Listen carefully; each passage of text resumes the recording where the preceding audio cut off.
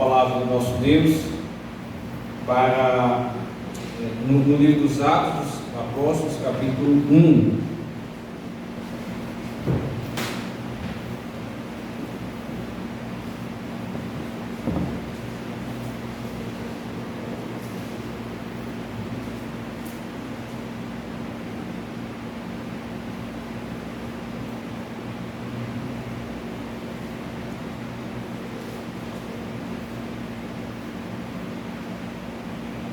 Atos dos Apóstolos, capítulo 1.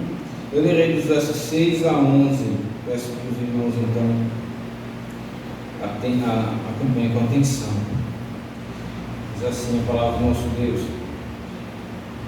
Então os que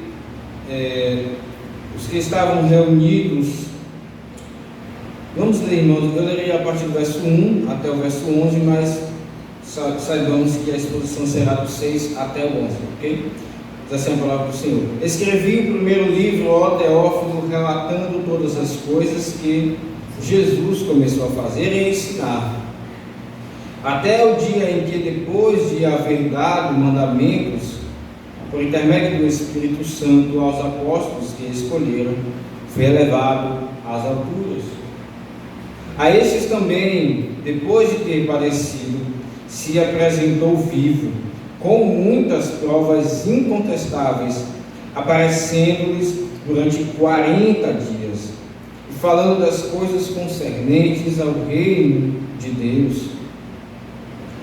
E comendo com eles, determinou-lhes que não se ausentassem de Jerusalém, mas que esperassem a promessa do Pai, a qual disse ele: de mim ouvistes. Porque João, na verdade, batizou com água, mas vós sereis batizados com o Espírito Santo. E não muito depois destes dias. Então, os que estavam reunidos lhe perguntaram: Senhor, será este o tempo em que restauras o reino a Israel? Respondeu-lhes: Não vos compete conhecer tempos ou épocas que o Pai reservou pela sua exclusiva autoridade. Mas recebereis poder ao descer sobre vós o Espírito Santo, e sereis minhas testemunhas, tanto em Jerusalém, como em toda a Judeia e Samaria, e até aos confins da terra.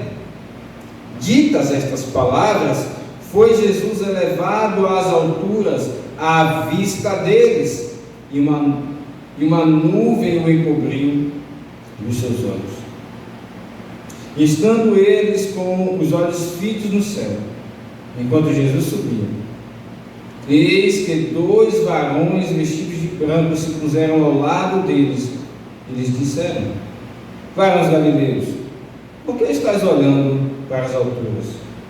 E se Jesus, que dentre vós foi assunto ao céu, virá do modo como o vistes subir. Amém. Vamos orar, meus irmãos, pedindo que o Senhor nos abençoe. Senhor, pedimos mais uma vez que o Senhor seja conosco na exposição desta palavra. Seja gracioso conosco, Deus. Abre os nossos ouvidos para ouvir. Dá fidelidade àquele que fala em nome do Senhor. Tenha compaixão, ó Deus, do pregador. Que o Senhor conceda fidelidade e temor para a pregação da tua palavra. E também, ó Deus, conceda-nos ouvidos para ouvir.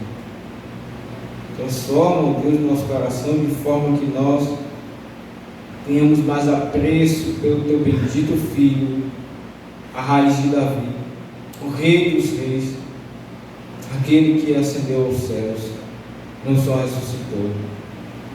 Assim rogamos a Deus que o Senhor nos abençoe, em nome de Jesus. Amém. Meus irmãos, começamos então essa exposição na última semana, quando ainda estávamos transmitindo, e vimos como aqui este livro dos Atos dos Apóstolos é o segundo livro, na verdade o segundo volume de uma obra maior que Lucas escreveu. O primeiro livro é exatamente o Evangelho segundo Lucas, e agora o segundo livro, o livro dos Atos dos Apóstolos. Então é por isso que ele diz: escrevi o primeiro livro, ó Teófilo. E vimos como o objetivo de Lucas aqui é mostrar e relatar coisas que nos façam, que sejam evidências de que de fato a mensagem que Cristo pregou, que Ele ensinou aos apóstolos e que os apóstolos ensinaram, ela era verídica, de que aquilo que Cristo viveu realmente aconteceu. Então perceba que o livro de Lucas ele tem esse caráter assim, bem, digamos que factual, ou seja, baseado em mostrar fatos. E com isso aprendemos que o Evangelho é uma religião, sim, que nos incita à fé, que transcende a razão, ou seja, que ultrapassa a razão, mas o Evangelho ao mesmo tempo, até do momento em que nós conseguimos crer, isso é acompanhado da razão, ou seja, não é contrário à razão. E aqui está o livro dos Atos dos Apóstolos, Lucas nos mostrando provas que tudo faz sentido, que não é algo louco, não é um ponto, não é uma invenção. As coisas que Cristo fez e ensinou fazem sentido acontecer. Todavia sabemos, é óbvio, que a razão ela não consegue acompanhar a fé até o final. E o Senhor Deus nos ensinou coisas que transcendem, ou seja, ultrapassam a razão e que nós não conseguimos compreender. E devemos continuar crendo. Mas é importante esta veia, digamos assim, de Lucas, de mostrar os fatos. Isso nos traz uma segurança da parte do Senhor Deus. Porque o Evangelho é acusado de falar de coisas que foram inventadas, como por exemplo a ressurreição de mortos. Muitos contestaram, têm contestado que na verdade a ressurreição é uma forma figurada de falar que alguém dormiu e depois acordou. E aqui está Lucas nos mostrando que não, ele de fato ressuscitou. Ele, depois de ter padecido, ou seja, depois do seu sofrimento, ele ressuscitou, apresentou-se vivo com muitas provas incontestáveis durante 40 dias. Não foi um dia ou outro, foram muitos dias. E muitos viram. E é nesse contexto que ele está ali com os apóstolos reunidos, como diz aqui no verso de número 4, comendo com eles, que nós estamos. E daqui em diante segue o texto que iremos expor agora, a partir do verso número 6. Perceba que o verso 6 começa dizendo então. É uma indicação de que a cena, digamos assim, a cena que Lucas está descrevendo continua. É uma indicação que é como se Lucas dissesse, diante daquela situação que Cristo estava com eles aproveitaram aquele momento para, diz o texto, fazer uma pergunta ao Senhor Jesus. E meus irmãos, como é que estavam, o que Cristo estava falando? Diz o verso 13, ele falava das coisas concernentes ao reino de Deus. Eles estavam comendo juntos e havia uma intimidade. Uma intimidade no sentido de uma amizade, um momento maravilhoso entre Jesus e seus apóstolos. E então é neste momento que eles aproveitam para fazer uma pergunta. Perceba que antes de entrarmos nesta pergunta, é necessário nós notarmos uma questão. Veremos ainda que o Senhor Jesus ele já tinha falado sobre esse assunto com os apóstolos, sobre a restauração do reino a Israel. E os apóstolos eles se atrevem a perguntar mais uma vez ao Senhor Jesus, a tocar mais uma vez nesse assunto. O que isso nos ensina, meus irmãos? é que mesmo podendo ser repreendidos, os apóstolos, eles tinham uma intimidade tal com o Senhor Jesus, que eles confiavam, assim como um pai e um filho. O filho sabe que pode ser que ele receba alguma bronca do pai, ou perguntar alguma coisa, mas porque pela intimidade que ele tem com o pai, ele faz essa pergunta. Não justifica o erro, nós veremos aqui que foi uma pergunta que não deveria ter sido feita. Mas o que eu quero fazer com que vocês percebam aqui é a intimidade que permitiu esta pergunta. E meus irmãos, isto mostra como Cristo, a participação de Cristo na comunhão do seu povo com seus discípulos e a participação dos discípulos na comunhão com o Senhor Jesus. Cristo estava ali comendo com eles. É como uma pessoa que você conhece e tem uma intimidade, e você diz: olha, eu vou na tua casa, tem alguma coisa aí para a gente comer, para a gente beber, e você senta ali, conversa, é um momento, digamos aqui, familiar. É assim que Cristo estava ali com eles. O Senhor da glória estava ali de uma forma tão simples com seus discípulos. Nós cantamos um cântico aqui agora que dizia que o Senhor Jesus, Ele está aqui entre nós. É bem verdade que este momento é um momento solene, é um momento de reverência, porque é o culto solene ao Senhor, mas não apaga a verdade de que Cristo está aqui entre nós de uma forma íntima, e Ele ama estar aqui entre nós, e nós também devemos valorizar isso, irmãos. É por isso que também entristece o coração do Senhor Jesus quando faltamos o culto. Não é meramente o fato da punição que receberemos por pecar contra Ele, mas é o fato do valor que damos à presença dEle, uma vez que Ele valoriza tanto estar conosco. Mas vamos então à pergunta. Eles estavam reunidos juntos, e então eles perguntam, e podemos elencar aqui dois motivos para esta pergunta. O primeiro deles, veja então a pergunta, eles dizem: Senhor, será este o tempo em que restaures o reino a Israel? Então eles estão falando de duas coisas. Eles estão falando do reino, da restauração do reino, e eles estão falando do tempo que isso acontecerá. A primeira delas, então, o que quero relatar aqui, é exatamente a restauração do reino. É um dos motivos pelos quais é o assunto que leva eles a perguntarem sobre Jesus isso. E é importante, então, meus irmãos, nós entendermos o que se passava na mente dos apóstolos, na mente daquele que era um judeu fiel e piedoso e que de fato servia ao Senhor, na mente daquele que aprendia as Escrituras e que temia ao Senhor de fato. Um judeu. Você sabe que a maioria do povo do Senhor no Antigo Testamento era judeu. O que é que se passava? Alguns vão dizer, fica claro, né, que o Senhor Jesus ele repreende, porque no verso 7 diz assim: não vos compete conhecer tempos e épocas.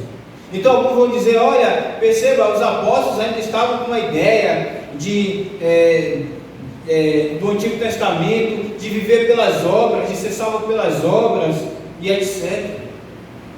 Não pensemos que os apóstolos eles tinham essa mentalidade tão pequena e limitada. Eles andaram com o Senhor Jesus Cristo durante o ministério de Cristo. Eles tinham essa intimidade com Cristo. Durante tudo aquilo que Cristo fez e ensinou, eles estavam com Cristo. Eles aprenderam que a salvação era pela fé, não é pelas obras próprias. Mas o que então se passava na mente deles?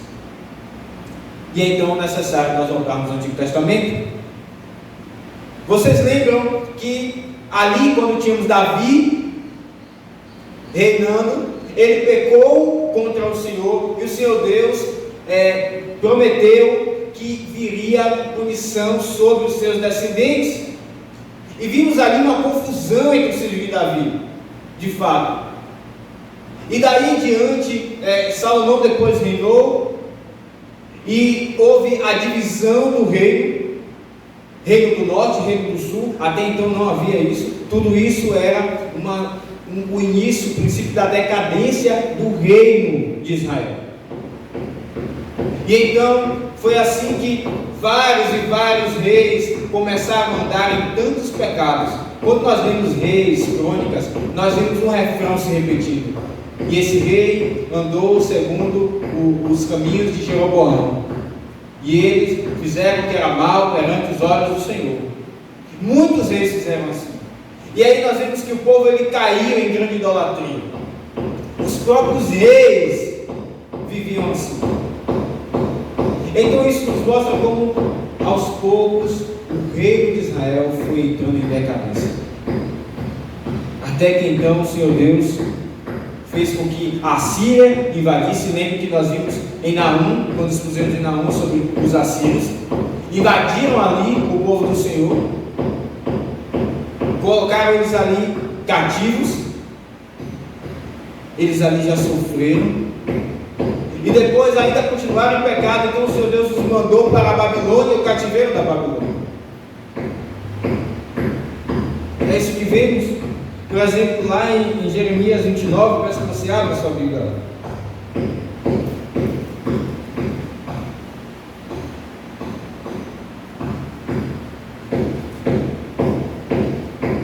Jeremias capítulo 29, no verso de número 10.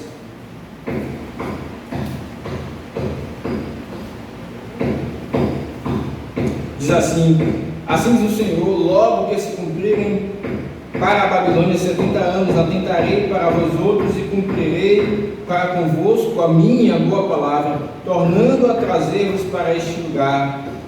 Eu é que sei que pensamentos tenho a vosso respeito, diz o Senhor, pensamentos de paz e não de mal, para vos dar o fim que desejais. O que vemos aqui? Que o retorno do cativeiro simbolizava uma certa restauração do reino. Eles iriam cumprir aqueles anos, e então o Senhor Deus promete aqui em Jeremias que quando se cumprissem, Ele iria cumprir a boa palavra, tornando a trazê-los para Jerusalém, para a terra que o Senhor Deus prometeu desde os patriarcas colocá-los. Então vemos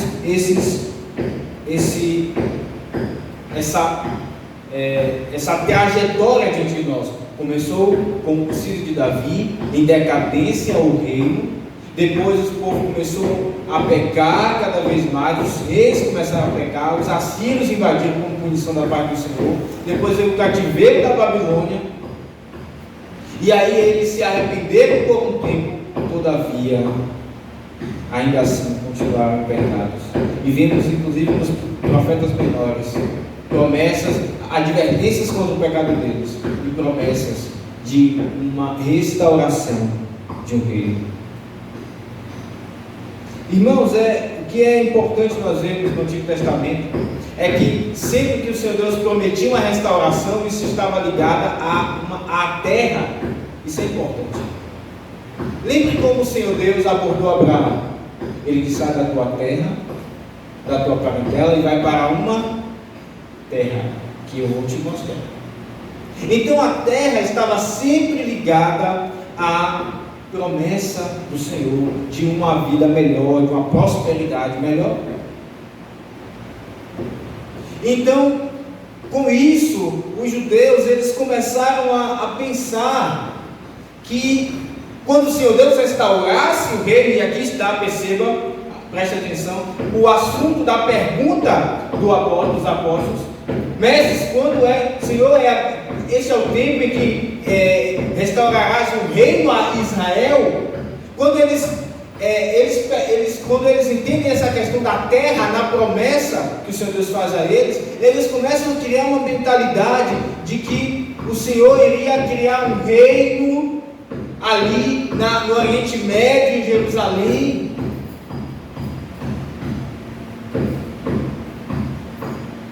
No período chamado intertestamentário, entre Malaquias e o Evangelho de João, entre os dois testamentos, por isso intertestamentário, ele começa-se a criar esta ideia que já se deturpa a promessa do Senhor. Mas é importante, a terra está ligada à promessa. A terra está ligada à promessa. E havia outros dois elementos nessa promessa. Por exemplo, um descendente de Davi. Abra em Isaías 11. Isaías capítulo 11.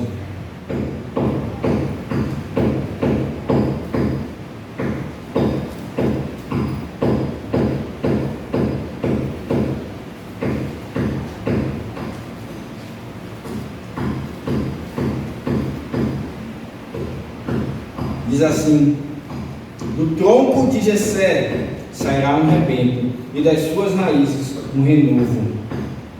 Perceba, vocês sabem que Jessé era o pai de Davi.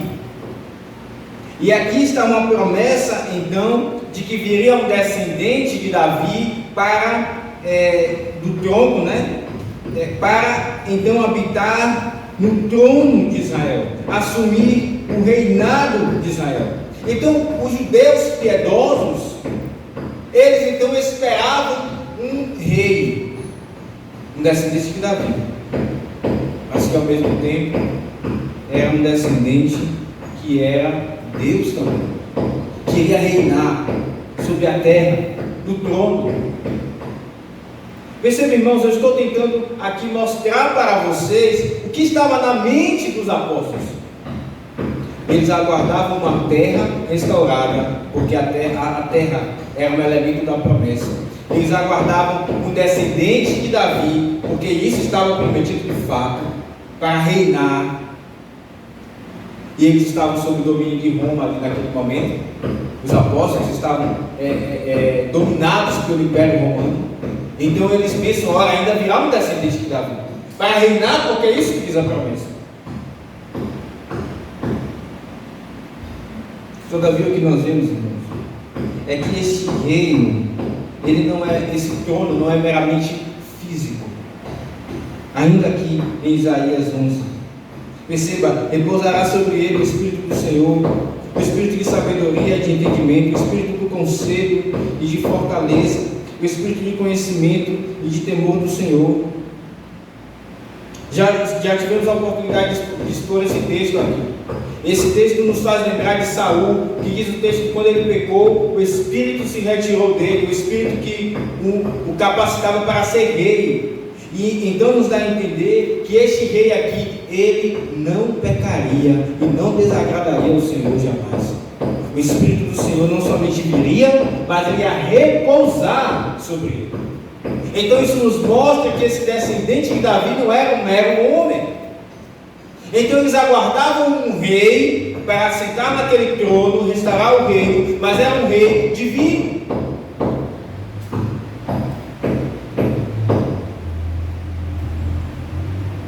Esse rei, diferente dos demais, verso 4 diz: julgarei com justiça os pobres, decidirá com equidade a favor dos mansos da terra, ferirá a terra com a vara de sua boca, e com o sopro dos seus lábios matará o perverso. A justiça será o cinto dos seus lombos, e a fidelidade o cinto dos seus homens. É um rei que iria agir diferente dos demais, que estavam vivendo de forma corrupta. Ele iria julgar com equidade. Essa é uma das ênfases das promessas do reino. Mas existe então outra: bênçãos materiais. Bênçãos materiais. Aqui mesmo em Isaías, verso 6 diz: o lobo habitará com o cordeiro, leopardo se deitará junto ao cabrito, o bezerro, o leão novo e o animal cevado andarão juntos, e um pequenino os guiará. Verso 9: não se fará mal nem dano algum em todo o meu santo monte, porque a terra se encherá do conhecimento do Senhor. como as águas cobrem o mar. Isso aqui dizia respeito também a uma sociedade mais justa, da parte inclusive até mesmo dos habitantes. Mas abra também Deuteronômio 4. Deuteronômio capítulo 4.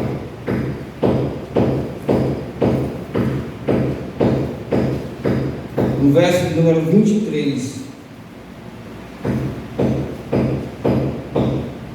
Diz assim: guardai-vos, não vos esqueçais da aliança do Senhor vosso Deus, feita convosco, e vos façais alguma imagem esculpida, semelhança de alguma coisa que o Senhor vosso Deus vos proibiu. Perceba, o Senhor Deus está dizendo aqui a eles: vocês devem guardar a aliança, não desobedeçam, não vão buscar ídolos. E ele diz no verso 24: porque o Senhor teu Deus é fogo que consome e é Deus zeloso. Agora perceba, se eles obedecessem, o que aconteceria? Quando, pois, gerardes filhos e filhas, filhos e filhos de filhos, e vos envelhecerdes na terra, e vos corromperdes, e fizerdes alguma imagem esculpida, semelhança de alguma coisa, e fizerdes mal aos olhos do Senhor teu Deus, para provocar ira, hoje como testemunha contra vós outros, o céu e a terra, que com efeito perecereis imediatamente da terra. Perceba aqui o elemento da terra a qual perecerei, da terra a qual passado o Jordão ides possuir. Agora veja o que aconteceria quando eles se arrependessem. Verso 28.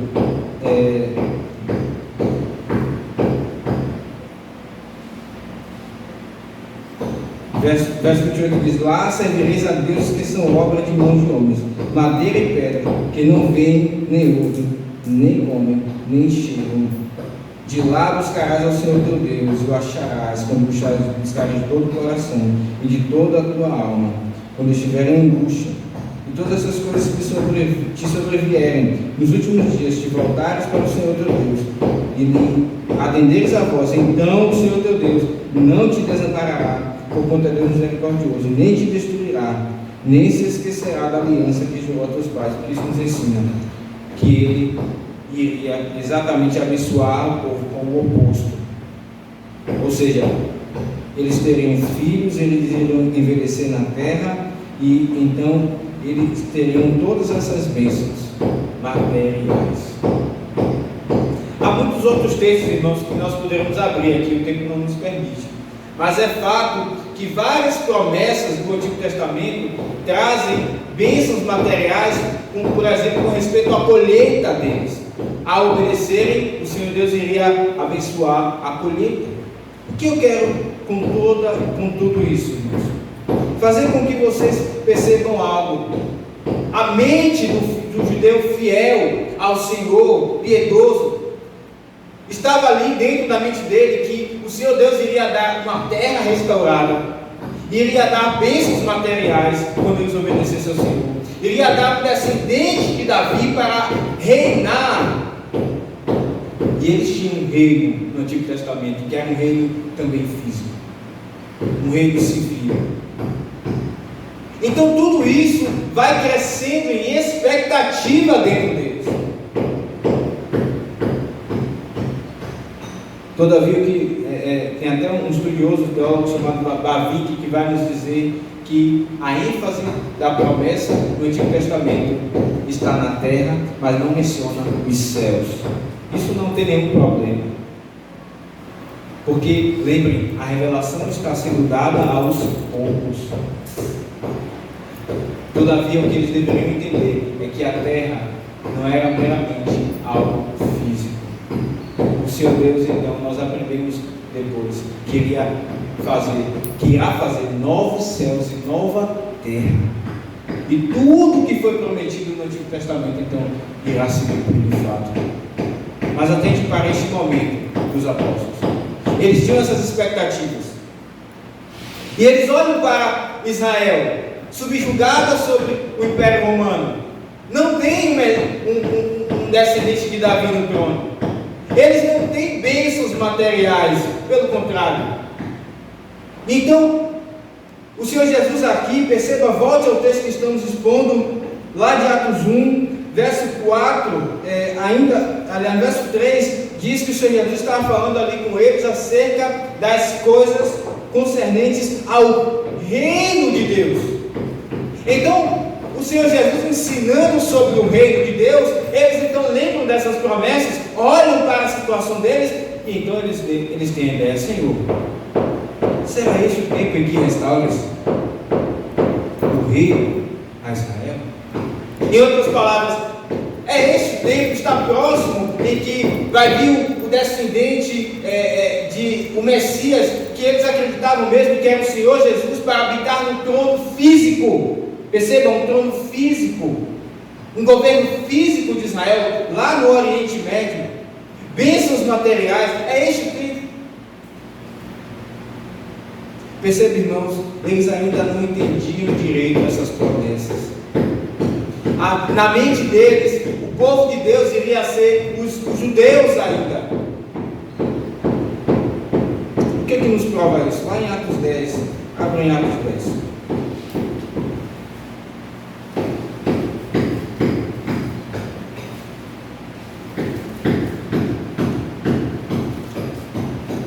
Atos 10 é um texto que ainda iremos expor, um texto também que vem depois da visão que Pedro tem, daquele lençol que vem descendo com animais, e Deus fala com ele, Pedro mata e come, só que eram animais impuros, e ele diz: não, Senhor, jamais eu comerei coisa impura. E o Senhor Deus falou 3 vezes, ele diz: não, Senhor, não vou comer. E aí depois manda um chamado para a casa de Cornélio, e aqui está Pedro em Atos 10, e ele diz: portanto, sem demora, verso 33, mandei chamar-te, aqui é Cornélio falando, mandei chamar-te e fizeste bem, envie, agora pois estamos todos aqui na presença de Deus, prontos para ouvir tudo o que te foi ordenado da parte do Senhor. Então falou Pedro, dizendo: reconheço por verdade, agora perceba a palavra de Pedro, reconheço por verdade que Deus não faz acepção de pessoas, pelo contrário, em qualquer nação, não só, em outras palavras, não só na nação de Israel, mas em qualquer nação, aquele que o teme, que faz o que é justo, lhe é aceitável.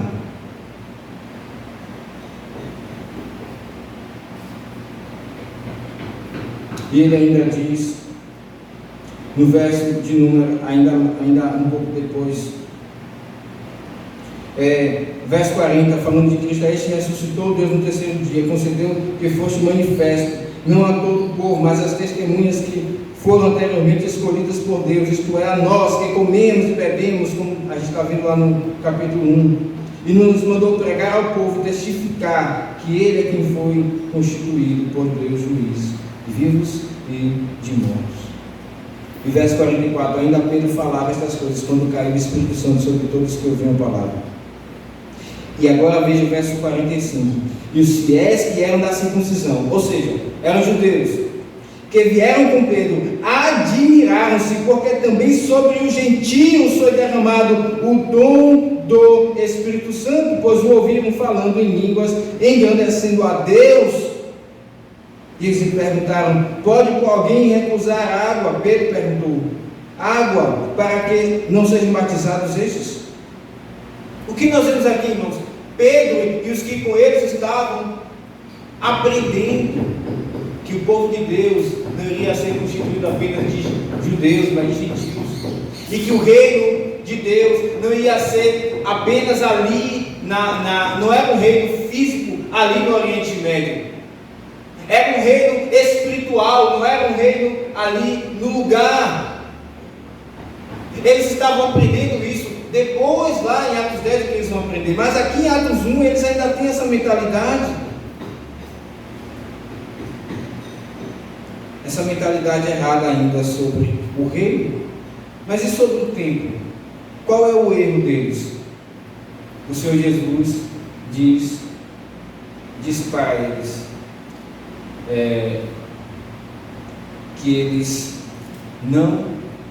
que nem o próprio Filho de Deus ainda sabia o momento em que ele viria e restauraria todas as coisas. Lá em Mateus 24, o Senhor Jesus diz isso.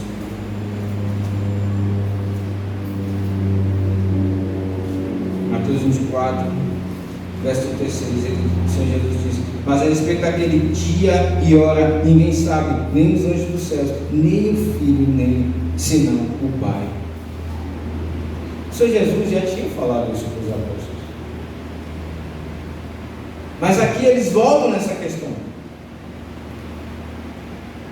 perguntando: mestre, é o tempo? Então veja os dois erros que estavam na cabeça dos apóstolos: a ideia de um reino físico, e que iria ser composto ali de judeus, como no Antigo Testamento, na grande maioria, e um tempo. Eles achavam que poderiam saber do tempo em que isso aconteceria, o tempo da volta do Messias para a restauração de todas as coisas.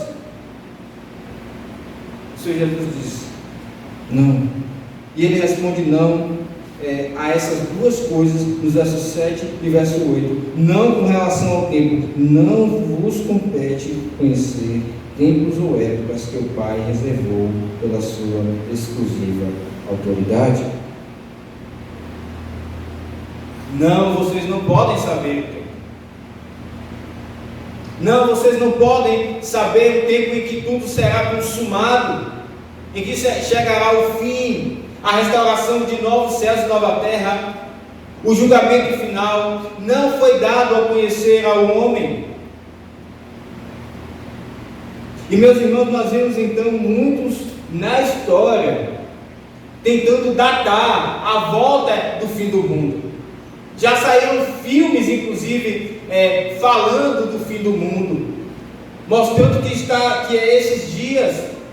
Pessoas tentam colocar datas.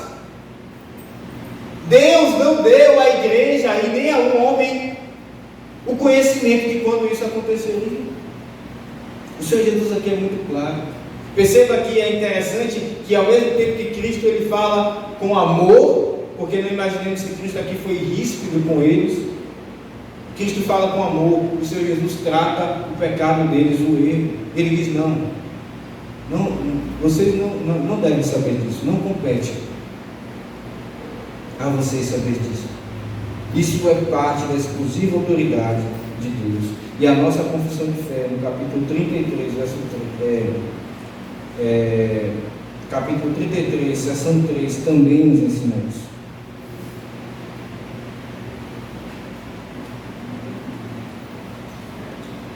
Diz assim: assim como Cristo, para afastar os homens do pecado e para a maior consolação dos justos nas suas adversidades, quer que estejamos firmemente convencidos de que haverá um dia de juízo, assim também quer que esse dia não seja conhecido dos homens.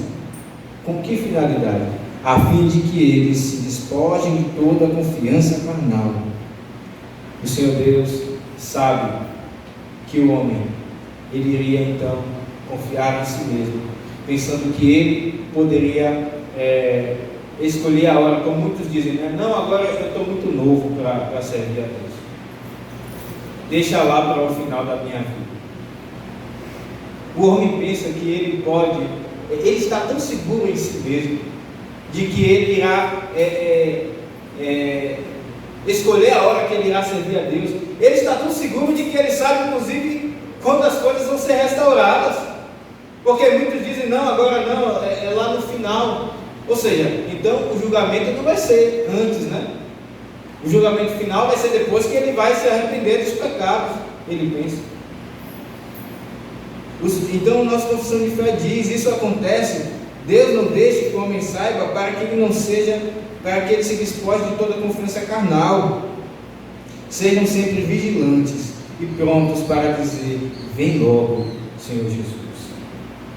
É por isso que o Senhor não revelou à sua igreja o momento em que ele viria, para que nós estivéssemos sempre prontos para o seu retorno, e nos purificando, como diz João, 1 de João: aquele que tem essa esperança, purifica-se a si mesmo.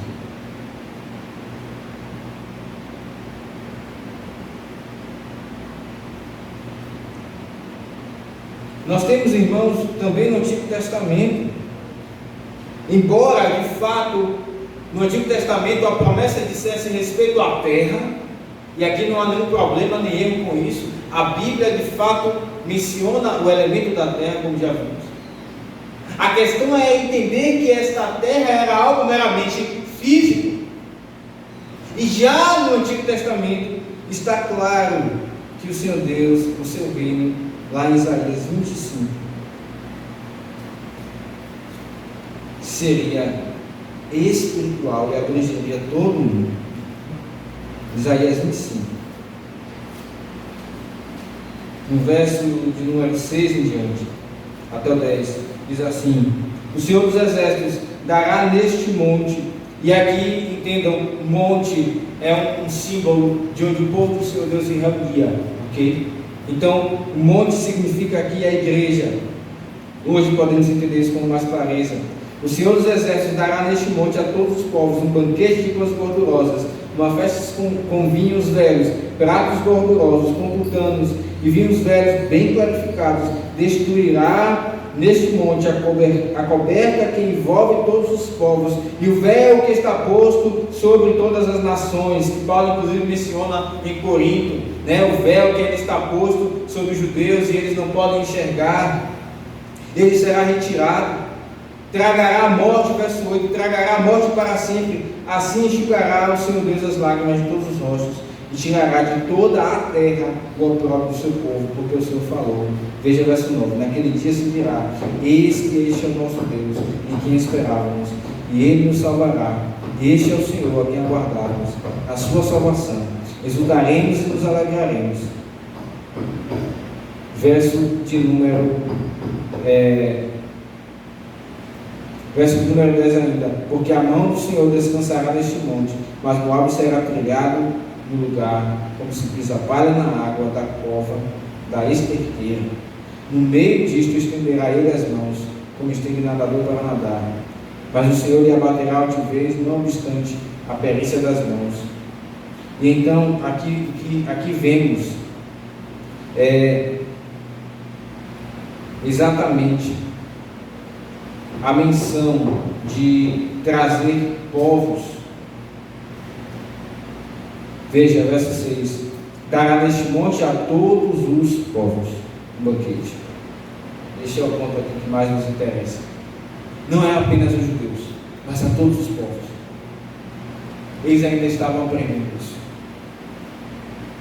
O reino do Senhor não é um reino físico, é um reino espiritual. O Senhor Jesus diz: o meu reino não é deste mundo. Meus irmãos, diante disso, há alguns erros teológicos quando se trata desse texto. Alguns vão dizer: olha, o Senhor Jesus não está repreendendo os judeus, os apóstolos. Não, ele não está repreendendo, mas como Cristo não está repreendendo? Se ele diz não vos compete, eles fazem uma pergunta e o Senhor Jesus diz não. Eles fazem uma pergunta querendo conhecer, o Senhor Jesus diz não, vocês não vos compete conhecer.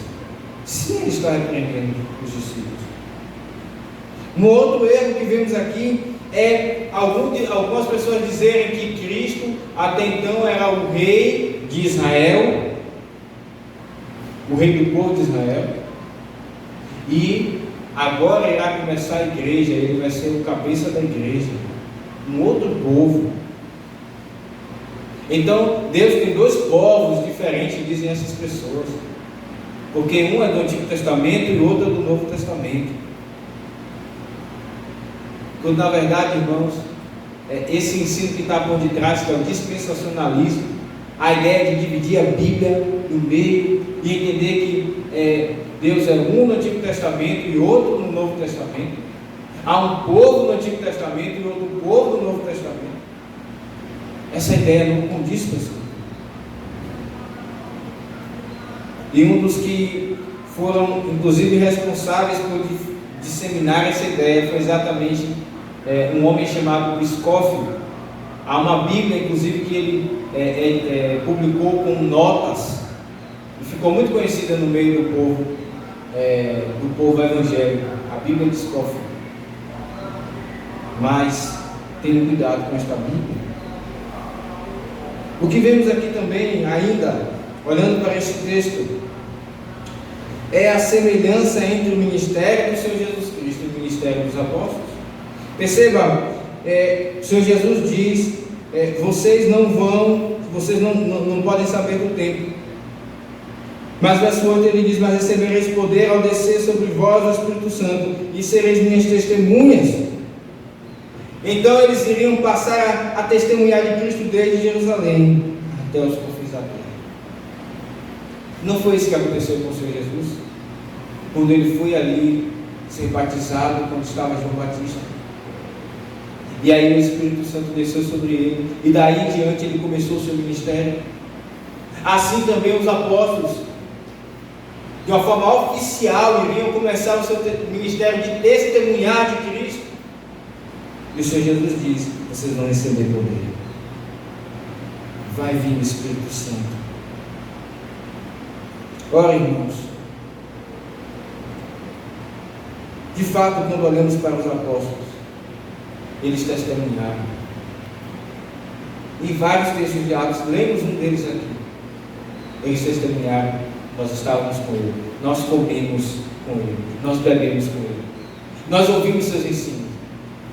João diz na sua primeira carta, no capítulo 1, os nossos olhos viram, as nossas mãos apalparam, com respeito ao verbo da vida.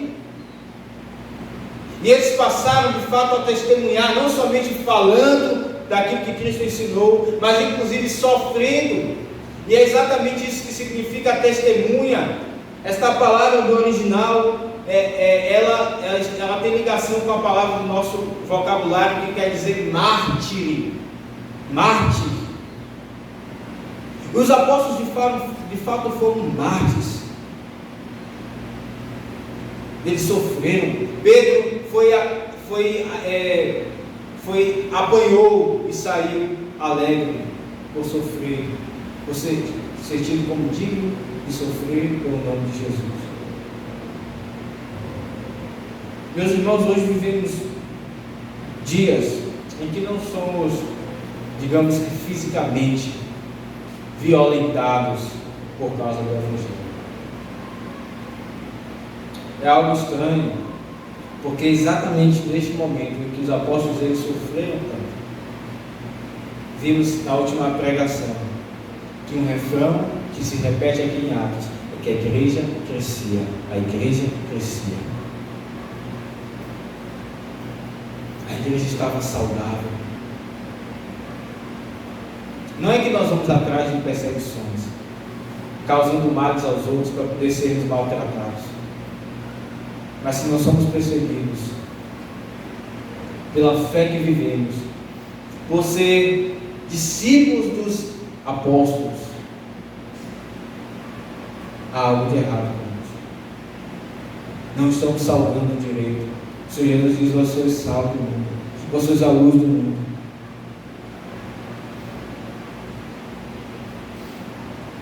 Em certo sentido também devemos ser mártires. E é verdade que muitas vezes nós nos calamos para não falar de Cristo. Nós vemos os ímpios falando dos seus pecados diante de nós, eles xingam diante de nós, eles falam erros crassos contra o Senhor Deus, e nós muitas vezes não falamos nada, porque sabemos que vamos ser ridicularizados, preteridos em algumas coisas. Mas os apóstolos testemunharam, porque eles amavam o Senhor Jesus. E é este caminho que devemos trilhar. Percebam que o texto segue e diz no verso de número 9: ditas estas palavras. Foi o último momento que os apóstolos estavam com o Senhor Jesus. Por isso também eles aproveitaram para fazer essa pergunta, eles arriscaram, porque eles estavam percebendo que Cristo, ele iria se ausentar do meio deles. E de fato foi o que aconteceu. Verso 9: ditas estas palavras, foi Jesus elevado às alturas, à vista deles, e uma nuvem o encobriu dos seus olhos. E mais uma vez eles se tornam testemunhas. Eles não somente viram Cristo na sua vida, eles souberam de Cristo na sua morte, na ressurreição, e agora eles são testemunhas de Cristo na ascensão aos céus. Perceba que o texto diz que Cristo foi elevado à vista deles. Eles testemunharam Cristo sendo elevado aos céus. E mais uma vez, irmãos, vemos aqui Lucas tendo cuidado de relatar isso, para que ninguém coloque dúvida se Cristo de fato subiu aos céus. Ele está à destra do Pai, e ele de fato subiu aos céus, os apóstolos testemunharam, viram isso. Verso 10 então diz: então, e estando eles com os olhos fitos nos céus, enquanto Jesus subia, eis que 2 varões vestidos de branco se puseram ao lado deles, e lhe disseram: varões galileus, por que estás olhando para as alturas? Esse Jesus que dentre vós foi assunto ao céu, virá do modo. Cristo, ele foi o primeiro que entrou nos céus, depois da ressurreição, e com o corpo glorificado. Ele é chamado as primícias. Paulo chama o Senhor Jesus as primícias lá em 1 Coríntios 15. Verso 20 diz: mas de fato Cristo ressuscitou dentre os mortos, sendo ele as primícias dos que dormem, mas não somente as primícias dos que ressuscitaram. No verso 50, Paulo diz: isto afirma, irmãos, que a carne e o sangue não podem herdar o reino de Deus, nem a corrupção herdar a incorrupção. E antes Cristo tinha um corpo ainda suscetível aos efeitos do pecado, não ao pecado. Cristo não pecou, mas ele sentiu, ele cansou, ele sentiu dor, e depois de ressurreto, Cristo atravessa paredes. Lembre que os apóstolos estavam ali reunidos, as portas trancadas, e ele se colocou lá dentro e diz: paz seja convosco. Eles já estavam com o corpo restaurado. Nós não temos muitos detalhes de como será o nosso corpo quando Cristo vier, mas João diz que seremos semelhantes a Ele. Talvez os nossos corpos nesses novos céus e nova terra. A ideia de Apocalipse é que haverá uma cidade com portões. Então talvez os nossos corpos atravessem paredes também. A Bíblia não deixa isso muito claro. Mas o fato é que Cristo, ele ressuscitou e foi o primeiro a entrar nos céus com o corpo glorificado, sem os efeitos do pecado. Meus irmãos, como isso deveria então consolar o nosso coração nesses dias que vivemos, dias de enfermidades. Não haverá mais. Se alguém perdeu algum membro, essa pessoa então terá o seu corpo perfeito. Se alguém não tem mão, ou braço, ou perna, e de fato está em Cristo, quando ele tiver o seu corpo restaurado, terá um corpo também como o do Senhor Jesus.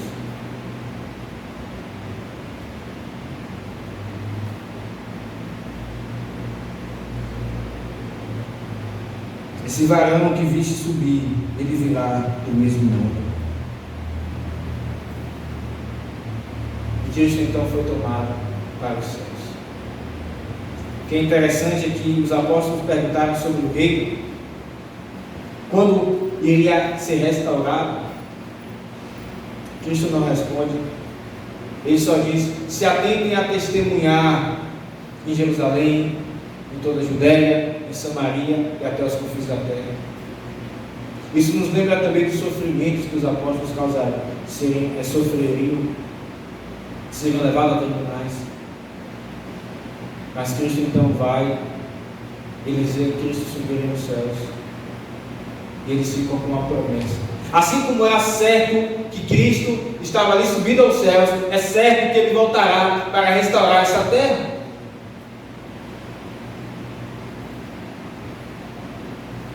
E não somente os apóstolos esperavam, meus irmãos, nós também devemos esperar. E enquanto isso, devemos testemunhar de Cristo. Que Ele então nos abençoe, nos enche de esperança de que realmente, verdadeiramente Ele voltará. Assim como são verdades essas coisas aqui que Lucas relatou. Que cada um de nós, eu e você, sejamos certos disso. Que Deus nos abençoe. Amém.